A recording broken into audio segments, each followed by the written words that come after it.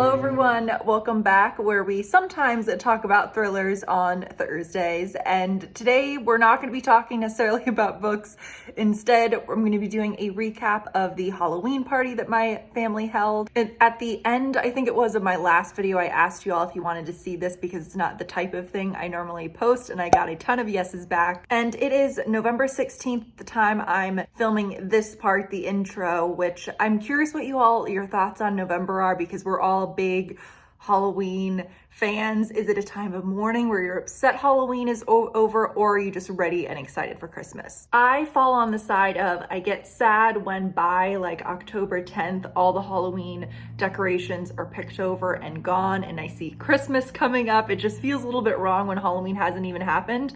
But I will fully admit that I am staring at my Christmas tree, which isn't lit up right now. And as you can see, I've got some decorations up, which I'll show all of that probably in a reading vlog in December. But I am gonna be sort of narrating you through the setup for the Halloween party and a little bit of the party itself, and then some trick-or-treating, because I'm trying to figure out the best way to say this. I think a sign of a good party is when you forget to film. So I filmed a good amount of the setup, but then once people started arriving, people started drinking, I started drinking. You know, I didn't want to be recording people without their consent. And I mentioned this in the last video, of course, everybody was fully vaccinated. That was a requirement. But I'm going to stop talking for a second and I'm going to transition it over to some of the recordings. And this first piece is me driving to my parents' house.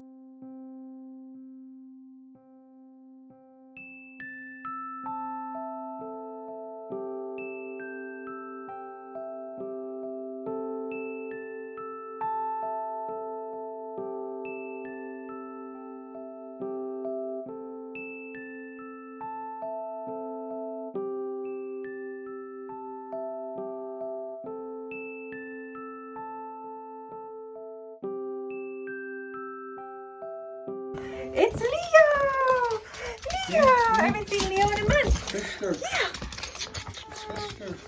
Leo! Oh look, you're getting all fluffy. You're all fluffy. Hello everyone, it is Saturday morning and I'm home now, and on my first reading vlog, my last video, I said that my family was throwing a Halloween party, and I got a lot of comments saying you all wanted to see sort of the setup and decorations and all of that. You'll see in the background lots of antiques. My mom loves to go thrifting and then refurbish everything herself, but I really have not had much of a hand in this at all because they pretty much did all the decorations. I'm more helping with getting a Halloween playlist going, doing a lot of the cooking, so it should be very fun. So my mom made these, which are little Rice Krispie treat pumpkins, but I 100%, and so did my friend Kathleen, who's visiting. We definitely thought these were ground beef brains when we first opened up the fridge. And these will cook up in a little bit, but they're just gonna be little mummy hot dogs. To be clear, this is not how to throw a Halloween party video. I'm not saying we're experts, but this should be fun. So making the punch.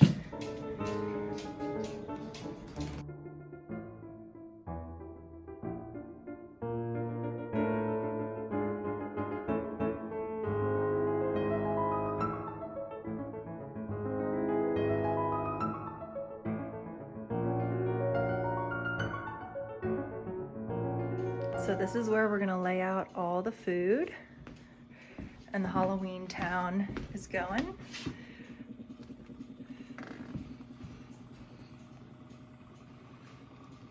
They tend to buy one piece a year, and this year they got the hotel from Michael's.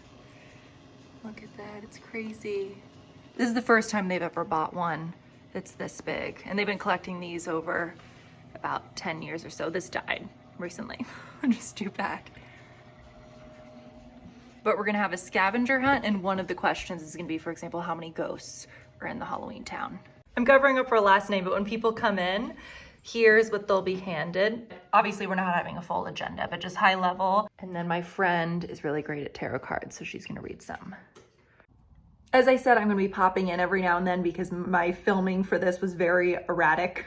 So I showed some of the food we did in that clip, and I was pretty happy with how the ghosts turned out. When my mom had found this recipe online, I was not convinced how it was gonna look, but they look kind of cheesy, but I thought they looked fun. Also, what I did unfortunately not get a clip of was my dad put in, what is it, dry ice, so that out of that cauldron it was smoking, and we set that 2 minutes before everybody arrived, so that's why I forgot to film it, because it was in kind of that rush of trying to do everything. I also think, and it's so simple, and I didn't get a good video of this, but I'll insert a picture. My mom put streamers up and across the main sort of hallway that people would be walking into.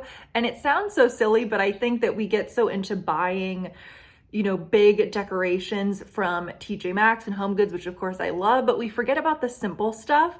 And just, I swear to God, those streamers were like the highlight of the decorations the whole night, and it's so inexpensive and easy to throw up. I'll also put in some videos of some of the outdoor decorations. They did such a good job, but I think you'll see, if I'm picturing the timing right, a little bit more of that towards the end, the next day when we had trick-or-treaters, because I'm not sure if I mentioned this, but October 30th was the party, and then I stayed for October 31st because I have not handed out candy, I think, ever. And I know it might seem really formal. We were conscious to not call it an agenda because that sounds really obnoxious. But I will say we had groups of people, especially who had never met each other before. We had a wide range of ages. And what we did not want to happen was everybody walked in and just sort of stood around and just talked for 4 hours and ate and drank, which that of course sounds fun, but I think that works well if everybody is already friends. So we were conscious that we wanted to have at least a couple activities, because if you have an activity, something people are doing that's the same, it gives them something kind of universal to talk about. My dad came up with the idea of the indoor and outdoor scavenger hunt, and then I put together what it looked like, and that was so much fun. And what made it work was we did a 30-minute time limit, so people were kind of rushing around to show this, but we had a Halloween costume contest. I dressed up as my very old, I think it's 9 years old, from college, Alice Madness Returns, and my friend Kathleen, who came down, she dressed up as sort of like a vampire victim from the 1800s. And she also did tarot card readings, which she is so good at. And I did not record very intentionally because it got very intense, and I mean that in a good way, but people had drank a good amount, and then she started doing tarot card reading, which I don't know if you've never experienced that combination, but it brings out a lot of emotions in people. It almost feels like therapy. So I actually did record a clip, but I'm not going to show because that would not be appropriate. And Leo dressed up as Robin from Batman and Robin for no apparent reason other than it was cheap and it fit him. And this is from the end of the night when a lot of drinks had been had, and I noticed that the Katie doll was staring at me. So this is kind of just the final clip of the night. Over here, and then over here we have, oh my God, who is that? So overall, it was so much fun. We were not going to do this. I already asked my parents next year. They said 0 chance of this happening. We want to just go to some like outdoor thing where you run around and people scare you. But I am going to show a couple quick clips of trick-or-treating the next day. My parents set off the smoke in front of the house, and they just go all out in terms of decorating. My dad, a few years ago, bought this big dinosaur, and a lot of families were using that as a chance for their kids to pose with their costumes in front, which we thought was so, so sweet. My mom found this at her friend's house. I think it's from maybe the 1950s. Maybe one of you can tell me, but they're gonna throw it out, and look what it looks like when you put it over top of a lamp. Oh my God. So over here, my parents have set up a really spooky graveyard.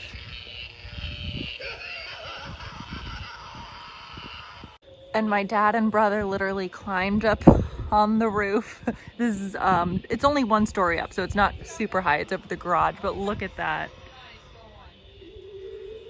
So there's my mom heading back up to hand out candy.